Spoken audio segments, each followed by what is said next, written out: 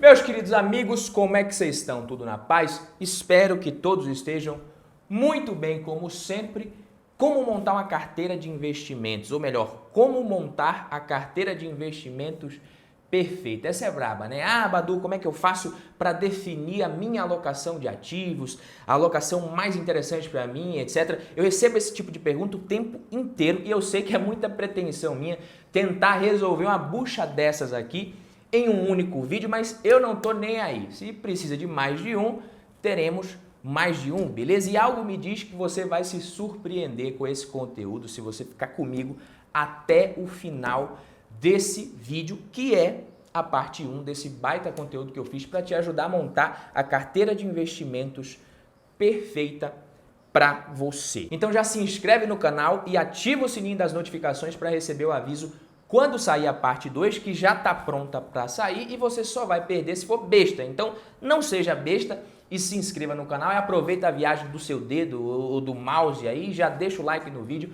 para ajudar o conteúdo a atingir o maior número de pessoas aqui no YouTube, que eu sei que é muita gente que tem dúvida quando o assunto é montar uma carteira de investimentos bem diversificada. Mas antes de falar sobre o que seria uma ótima carteira de investimentos, a gente precisa esclarecer o que seria simplesmente a pior carteira de investimentos possível para um investidor. E essa definição nem é difícil, é até bem simples. Seria você basicamente colocar todos os seus ovos na mesma cesta, uma carteira de investimentos com apenas um único ativo. Isso é horrível, né? Seria horrível, né? E se esse ativo é de renda variável, pior ainda, meus queridos. Existem muitos investidores que, por conta do perfil, de falta de conhecimento, ou até mesmo de uma melhor assessoria, de um suporte melhor, acabam deixando 100% da carteira em renda fixa pós-fixada, ou num CDB, Tesouro Selic, e até mesmo na própria caderneta de poupança, o que, independente de qualquer coisa, é um erro aqui, né? Deixar dinheiro na poupança. Mas se além de se concentrar em apenas um único ativo, esse ativo é de renda variável, na minha opinião, o erro ele é muito mais grave, né? Investindo tudo em renda fixa pós-fixada, você teria um desempenho bem medíocre, muito provavelmente isso aqui acabaria acontecendo, mas ao se concentrar demais em um ou pouquíssimos ativos de renda variável, você se expõe ao risco da ruína, que seria simplesmente o risco de você perder tudo, né? Por isso, alocar os seus investimentos entre diferentes classes de ativos é fundamental para minimizar o seu risco e maximizar o potencial de retorno para qualquer investidor, certo? O segredo não está em acertar sempre os melhores momentos para você comprar e vender, não está nisso aqui, pode ficar tranquilo, e nem em você conseguir descobrir ali quais serão as melhores ações, os melhores fundos imobiliários do próximo ano ou da próxima década, para investir com o Lula no poder, com o Bolsonaro. Não é isso. O que realmente vai fazer a diferença na sua carteira de investimentos é uma boa alocação de ativos. E caso você esteja começando a investir, ou até mesmo pensando em começar, você pode não saber exatamente o que é alocação de ativos, ou asset allocation, como muitos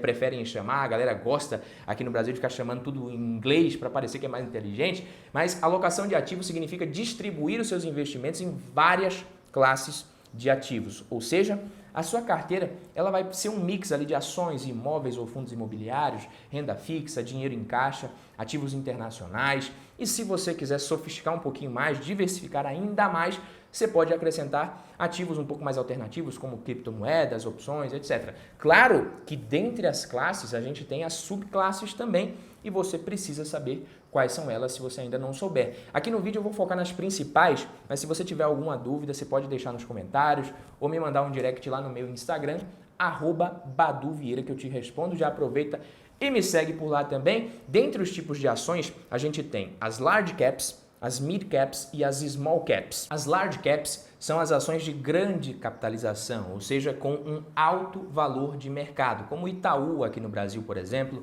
Itub4 é uma large cap. Por conta dessa característica, essas ações costumam ser mais seguras. As mid caps são as empresas ali, as ações de médio valor de capitalização, de médio valor de mercado, e as small caps, como você já deve ter deduzido, são as empresas de pequena capitalização. Empresas muitas vezes com a capitalização de mercado inferior a 2 bilhões de dólares, de acordo com algumas literaturas e especialistas, se bem que não existe muito uma regra para isso aqui, para definir o que é uma mid, small ou large cap. Mas principalmente se a gente está falando de small caps que pretendem investir muito no seu crescimento no curto e médio prazo, essas ações elas tendem a ter um risco maior devido, principalmente à sua liquidez menor, muitas vezes, e ao risco de execução desses projetos que ela vai ter que desenvolver para conseguir esse crescimento. E entre as large caps, principalmente, é provável que você se depare com as ações do tipo blue chip. Esse termo em inglês faz referência às fichas azuis que são usadas nos cassinos, porque elas representam as fichas mais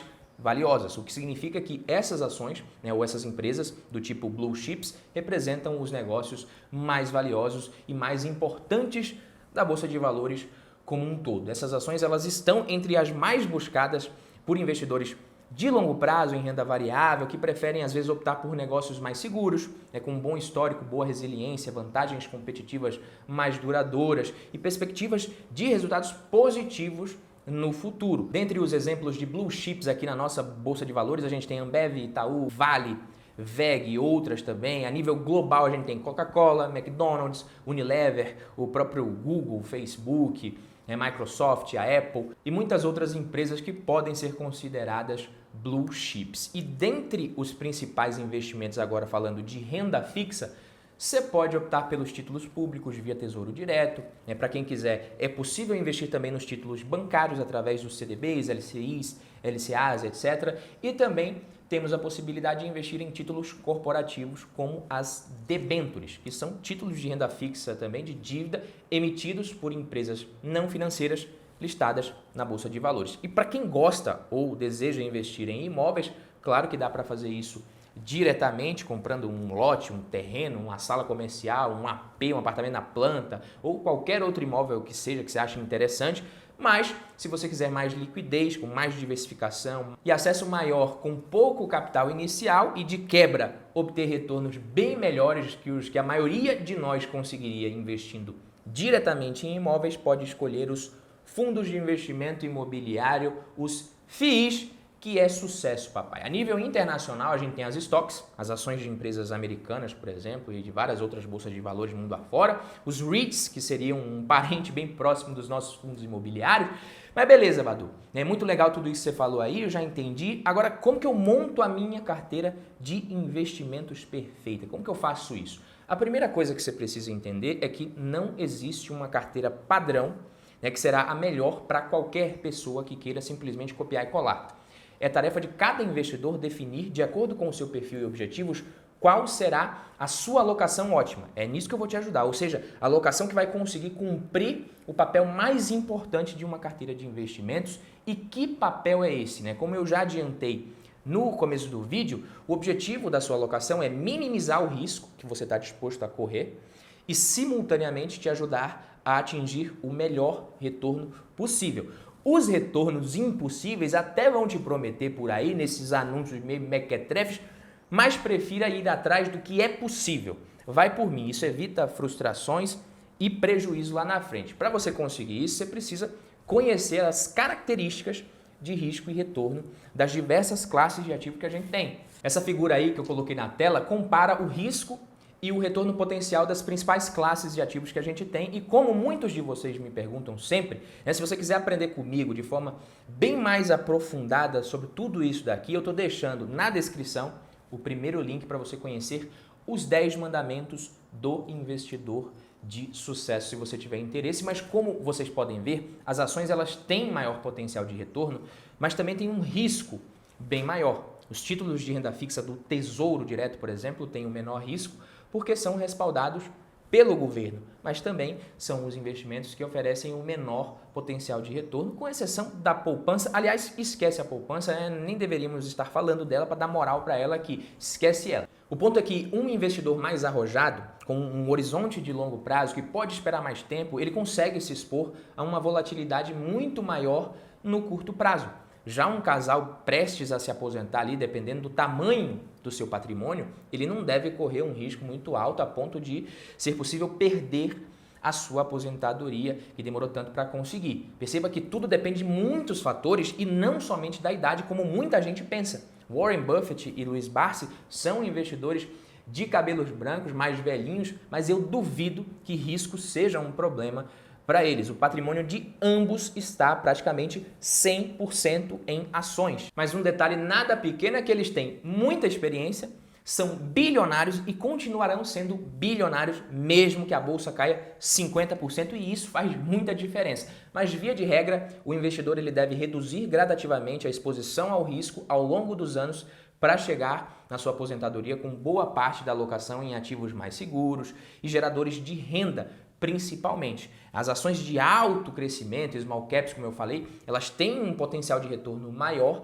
mas também tem muito mais risco envolvido. Fundos imobiliários, ações de empresas mais maduras, pagadoras de dividendos, elas têm um potencial menor de multiplicar o seu patrimônio, mas são menos arriscadas, a gente precisa lembrar, e mesmo que esses ativos ainda sofram o efeito da volatilidade, os dividendos por eles pagos variam muito menos do que o preço dos ativos, entende? O que é importante você considerar se o foco do investidor é a renda passiva. É muito importante isso daqui, mas depois de entender as classes de ativos, vem justamente a tarefa mais difícil, que é decidir o que é melhor para você em cada fase da sua jornada de investimentos. Sim, não vai ser uma coisa tão simples, mas uma vez feita essa lição de casa aqui, as suas chances de obter um retorno muito bom aumentam e muito. Por isso, faça a sua lição de casa, beleza?